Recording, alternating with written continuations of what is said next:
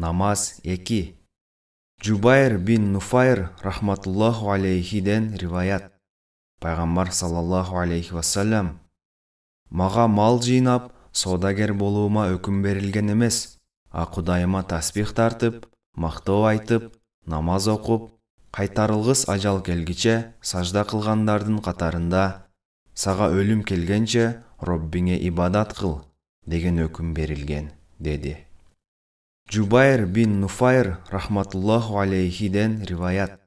Пайғамбар саллаллаху алейхи вассалям: Маға мал жинап, саудагер болуыма үкім берілген емес, Құдайыма тасбих тартып, мақтау айтып, намаз оқып, қайтарылғыс ажал келгіче сажда қылғандардың қатарында, саға өлім келгенше Роббіңе ибадат қыл деген үкім берілген, деді.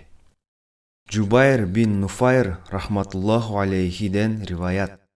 Пайғамбар саллаллаху алейхи вассалям: Маға мал жинап, саудагер болуыма үкім берілген емес, Құдайыма тасбих тартып, мақтау айтып, намаз оқып, қайтарылғыс ажал келгіче сажда қылғандардың қатарында, саға өлім келгенше Роббіңе ибадат қыл деген үкім берілген, деді.